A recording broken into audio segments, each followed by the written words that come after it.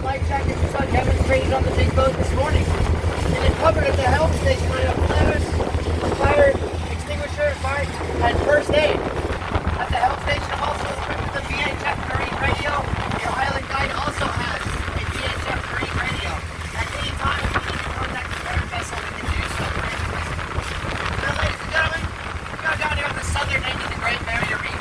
The reef is divided up into three sections: the northern, the central, and the southern part of the Great Barrier Reef. The reef does extend a little bit farther south from here, down to Lady Elliot Island, which is the southernmost island in the Great Barrier Reef chain. It's about 20 nautical miles to the south and southeast of our position here. Now, some of you may wonder, how far is a nautical mile? And that's an excellent question. The nautical mile is 1.852 kilometers, 1,852 meters, or 1.15 land miles. If you are working off of a navigational chart, the nautical mile is 1 minute of latitude. It's not that old tale about the sailors that found this mysterious rope that had a bunch of knots in it and they counted them as they went by to see how fast they were. It's not exactly true. Now, ladies and gentlemen, we're going to come over here first to the turtle cleaning station. Okay? How many of you saw the reef presentation this morning? Excellent. Well, we're going to be looking for that exact same type of coral, that finger coral or digitate coral. Now, if you see a turtle at the front there, point it out. We just got to get the nose into the wind, so it just takes a minute to maneuver the boat. Now, if you don't see one on the turtle cleaning station, ladies and gentlemen, it's sort of a blessing in disguise. And if you don't see them down here resting on the turtle cleaning station, it's because they're out swimming around. Now, as you look down on the coral, if you see a turtle, point it out, but you will notice the little worn out spots on the reef where the turtles come to get clean. That's where they sit, in the exact same spots every time. You see those worn out spots? Yeah, there you go, there you go. Now, the turtles come here because of the fish that live within the bombing. Alright, if the coral wasn't here, the fish wouldn't be here, and if the fish weren't here, the turtles wouldn't come here to get clean. So if you don't see one, it's alright, it's a blessing in disguise. It is the mating season right now. So a lot of times, the turtles are not resting. Right now they are chasing and hunting. They are trying to find their partner so that they can mate.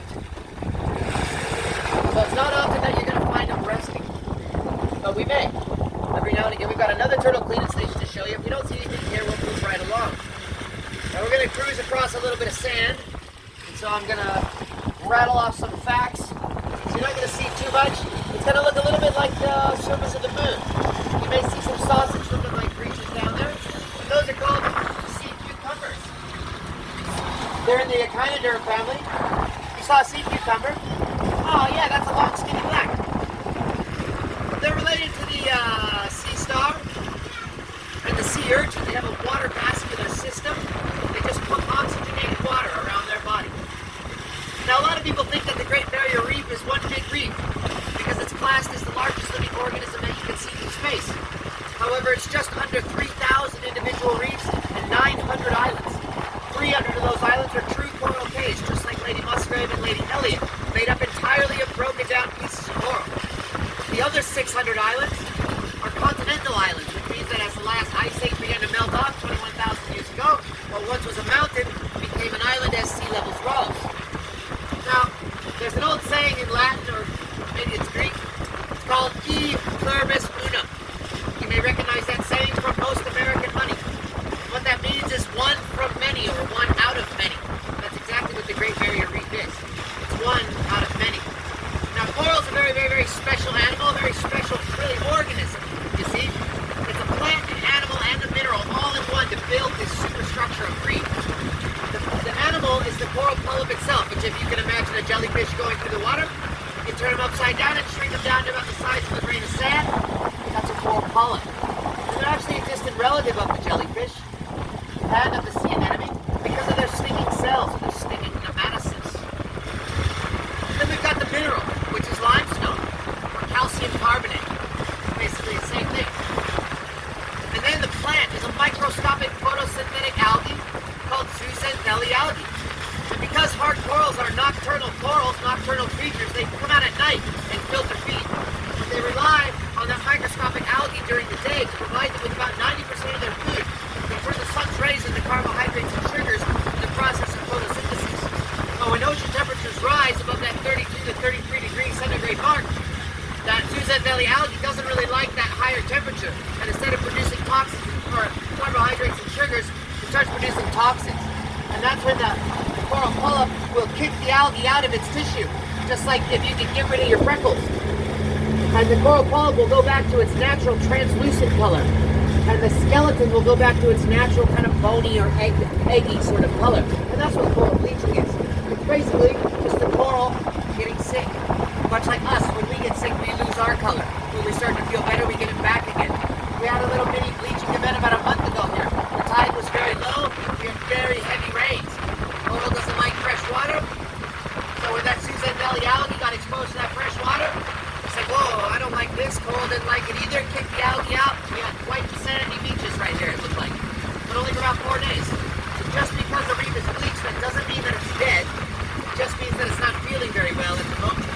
But it can die off if either ocean temperature is lower or the sea state calms down. A lot of times after a stressful situation, just like humans, the coral will just get sick. Now we're looking for another turtle cleaning station here. And then we're going to show you all the different formations of coral. So it just takes a second to get the boat pointed into the wind, ladies and gentlemen. I appreciate all your wonderful patience. This is the dark spot over here. Right here is this first one. This is another turtle cleaning station we just looked at. So we just kind of walk the boat over, nice and slow. Always walking where the outboards are. It's just going to take a second to get over the dark spot, ladies and gentlemen. But here we go. It should start going under the glass here momentarily. As the nose gently gets pointed into the wind. There's a turtle at the surface. There's a turtle at the surface. There you go. Look at that. Just coming off of the cleaning station.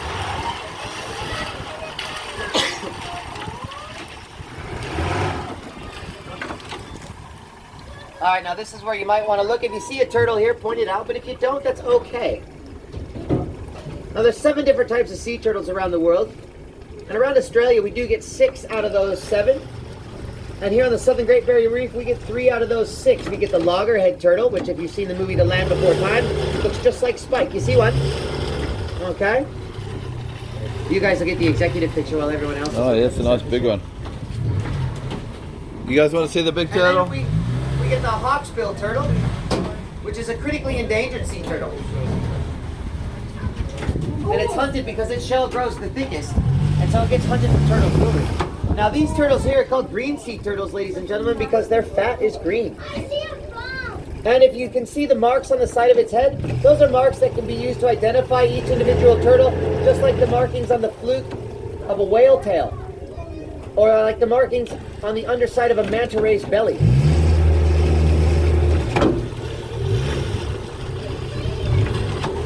Now those green sea turtles, although they do grow the second largest of all the turtles, the shell is only about 2 or 3 times as thick as your fingernail. So they're very susceptible to boat strikes and strong-jawed sharks. That's why when a turtle gets chased by something, it will flee at right angles. And it will expose the broadside of its shell to whatever's chasing it, because just like an egg is easy to crack one way and hard to crack the other, so is the same with the turtle shell. You see another one? Now we're in the mating season now. We're starting to get into the turtle breeding season and nesting season. Around December, January, these little turtles are going to be crawling up on the beach, about 150 a night, and laying right around 100 eggs per clutch.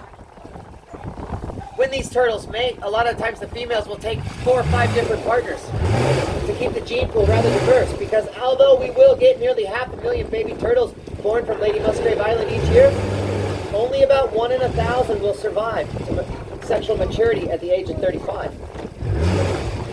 So it's important that they keep the gene pool quite diverse.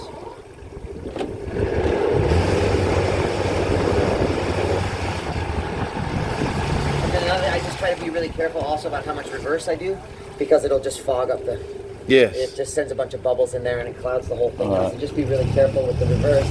Usually I can do reverse if I crank the wheel one way, and then it sends the bubbles off to the side. And next, from this turtle cleaning station, sometimes you can get it, sometimes you can't.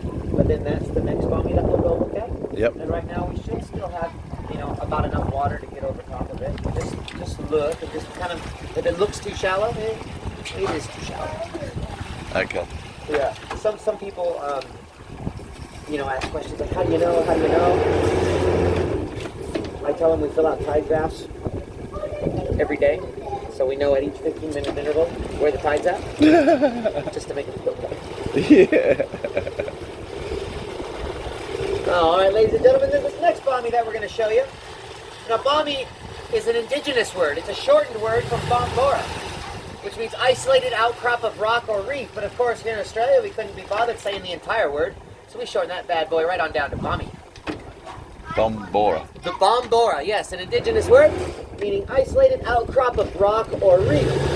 Now, we've got 400 different species of hard coral on the Southern Great Barrier Reef, 600 species of soft coral. And because it is a hard coral, it does rely on that zooxanthellae algae for 90% of its food. And because it relies on that plant, it's why you get more of the earthy tones, the browns, the darker greens, the reds, darker rusty reds, and more of the midnight blues. Now what we're looking for here, folks, what we're going to try and get under the glass is a big blue massive coral that has in the top of it a hole with a little piece of bushy coral over top of it. We should go right over this one. So this one here, we're looking for our two little lovable anemone fish named Brian and Margaret, and they're going to be out right in the front, coming over the glass here. Let's see if we can get them into the front first.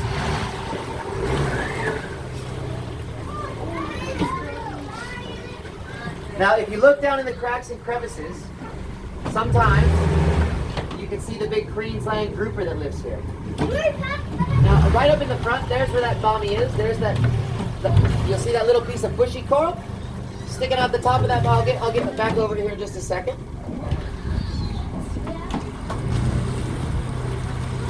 And around that bushy coral is a blue anemone with our two anemone fish, Brian and Margaret. Now, just be patient with me, folks. I'm just going to do a little maneuver called walking the boat.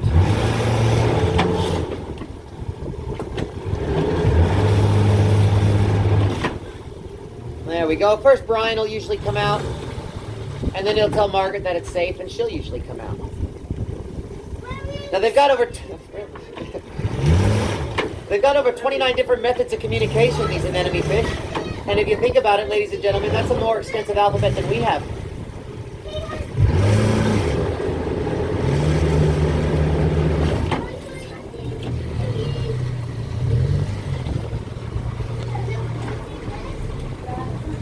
You see him coming out, you'll probably see those two white stripes of Brian's first. See him down there? They're coming out. Brian and Margaret, they're going to give us a show today. Huh, Brian? Come on, Margot. Come on out and say hello. There he is. There's Brian right there. See his little white stripes? His two little stripes? There he is. He's saying hello. Sometimes you just got to pass the boat over them a couple times. They recognize the shadow, and then they come out and respond. Now, if you look down in the cracks and crevices underneath the overhangs, you may see a big, giant tail. A black fish with little spots on it. A big, giant Queensland grouper.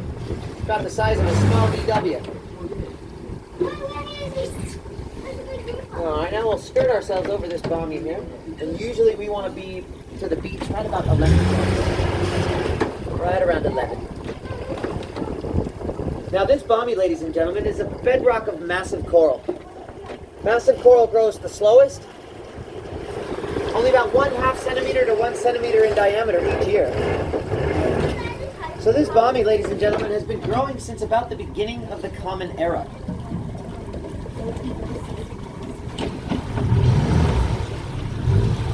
This right here is the only spot, that little bit of massive coral, where it'll get really close. That's where on a lower tide, you'll want to look and just look out. Right now we've got plenty of water, but on the low tide, that one just becomes an issue. And is So it?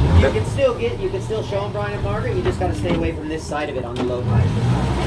So you can still come up all along there. That's all safe. Yeah. In the back here is all safe. Just on the low tide, you just got to watch out for this corner. All right. And usually when it gets down to about 0.8, that's the prettiest fish in the whole lagoon right there.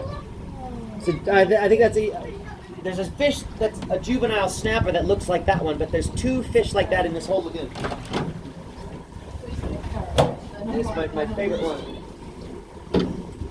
I think it might be a moonfish or some sort of moon. Oh, those would be flute mouth trumpetfish.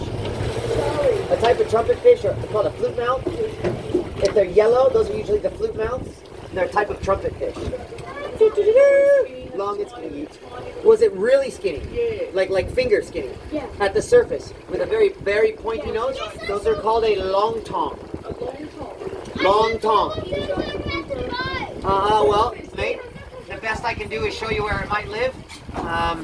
We like to tell people if you want animals on command, SeaWorld's a good place to go. However, there's a good chance you'll see them here, and there's much more of a wow factor when you see them here. Wow! Exactly! But we don't always see the grouper here. Sometimes he's on the other bombing, which is going to be that one right over there. Now that one...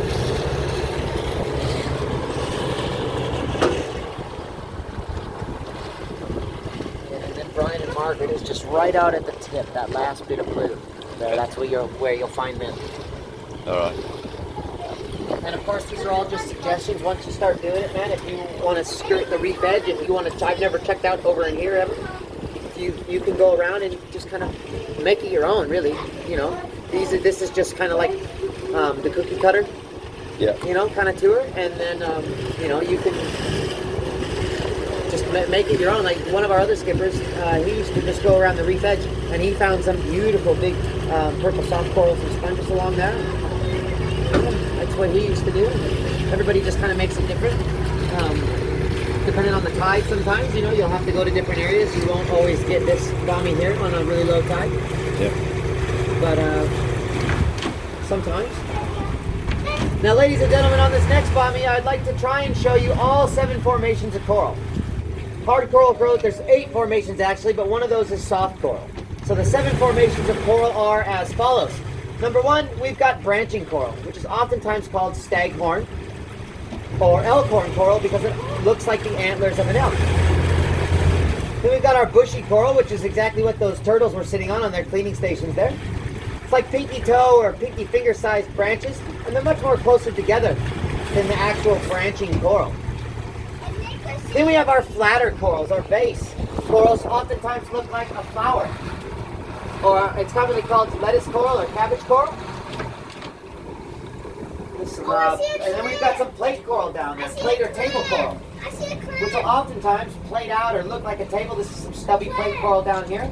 Then we have what I like to call our M-class corals, which doesn't mean anything scientific. It's just what I like to call them because they both start with an M. One is massive, which is what most of this bombing is built on. This blue coral here is a big massive coral.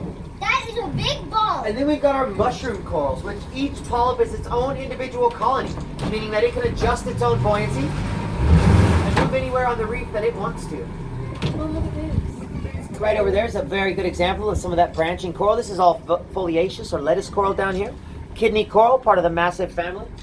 This is some branching coral. Now, if you guys saw the reef press this morning, I talked a little bit about Acropora millipora.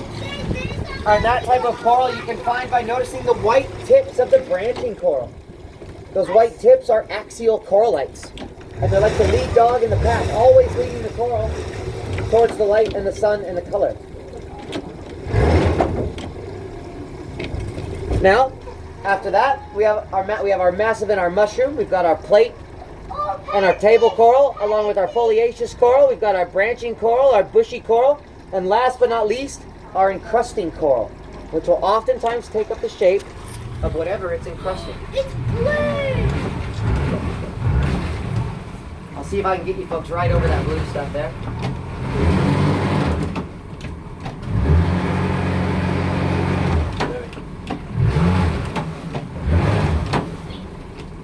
Just nice and easy here. There's been a parrotfish here. Tripping sand. Whoa, look at that brown one. There's something higher. Yeah, just try to make it so that we just don't skirt over the bommy like that on low tide. So we kind of pivot ourselves.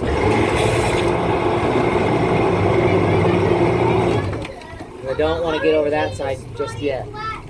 'Cause it's- Black it's- spot and oh, did you see that? See that pretty blue coral up there? That pretty blue plate coral waits for some of those bubbles to get out of the way. But that beautiful blue plate coral up there is a wonderful example of how that microscopic zooxanthellae algae gives the coral all of its color. And then see we got our tour starting to pop out over here, so that's a good indicator of time to spend as well. Yep. So when you start to see them, they usually stop on the corner right there and Yep. they talk for 10 minutes or so. And so in usually about 5 more minutes, right about 10 to 11, you want to kind of be heading in that way. And then just always just kind of watching the time. Are we taking these guys back first? No, they go to the island for their island tour, so they'll just swap. Yeah, swap. Also, what we're going to look for around this pond before I buzz into Lady Musgrave is a school of silver drummer. They're a type of brim. They're also called the buffalo brim. They're also called the Sydney brim after the Latin name Caphosis sydneyanus. A random fact that I just Googled one day. I wanted to just Google one thing at a time at night, and eventually the tour just becomes that much more interesting. What are Just these spiky Google little balls? the spiky little balls. What spiky little balls?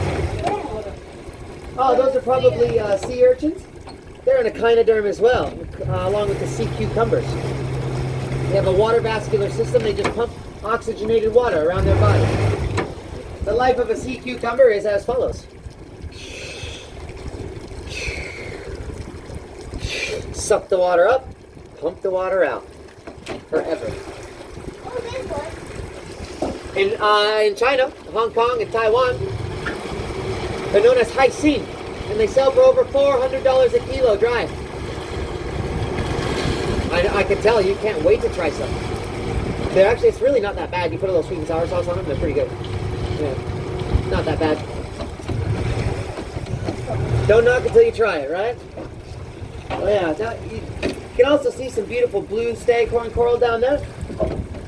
It's a good way to see many of the same species in different formations. Now, how can we tell these different species apart if they're all in the same formation? When you get on the beach today, pick up a piece of coral and have a little look at it. You'll notice a bunch of tiny little holes. Those holes are called corallites, and it's the individual little home of each little coral polyp. And scientists have learned that by studying the size, shape, depth, diameter, and also the arrangement of those corallites, we talked about this in a reef presentation, they can distinguish between the different species of coral. Some coral colonies look like your dress, leopard spot corallites, sort of thing. And other coral colonies will have corallites in very neat rows or diagonal, and that's how you would distinguish between the different species. For instance, on those turtle cleaning stations, there's 3 different types of coral within those cleaning stations, although it is only in one formation. There's Parietes colony, there's Seriatopora, and Montipora, but they look all exactly the same. Unless you got a magnifying glass down and looked at the arrangement and looked at those corallites, you wouldn't be able to tell the difference.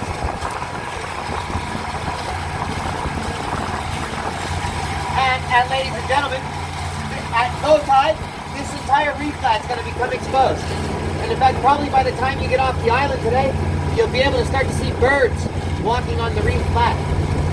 Now this reef flat, the coral on top has developed a very special adaptation because at low tide, it's exposed to the sun. So right now, as we speak, it is secreting this mucus that's just floating on the top above the reef.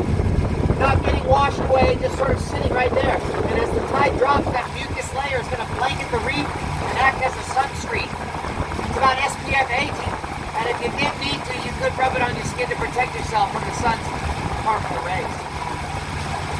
Then when the tide comes back up today, wash that reef dew right off, and it goes back to photosynthesizing and becoming a wonderful hard coral. Now when you get on the beach today, ask Georgia to find you some pipe organ coral. Pipe organ coral is very special because it is a soft coral that has developed a very special defense mechanism. It's disguised itself as a hard coral. Okay, and how would you know, right? The difference between hard coral and soft coral is not that one is hard and one is soft. There is a little bit more distinguishing characteristics to it. All hard corals are classed as hexocoryllias, which means that when they come out to feed at night, they have 6 or multiples of 6 little fingers that come out and feed.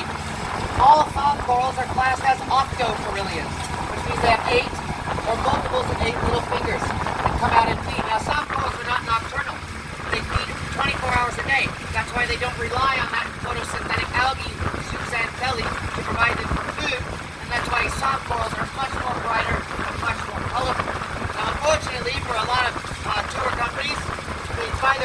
photographers or buy their pictures from photographers who go up to the Indonesia and Raja Ampat and take beautiful, colorful pictures. And they come back down here to Australia and slap a Great Barrier Reef sticker on it.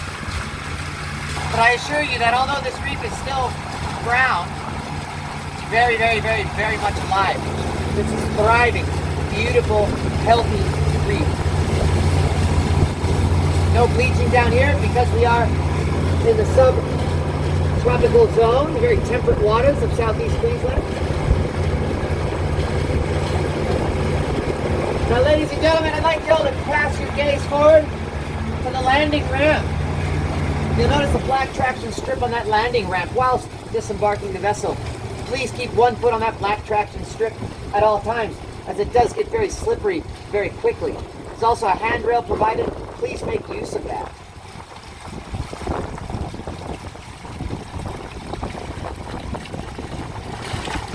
And we'll just wait for them. Sometimes if they're not down there waiting, it's better to just wait. We're just waiting for the island guide to come on back. So we'll just kind of maneuver ourselves into a nice little approach position. And wait till she gets up the beach just a little bit farther.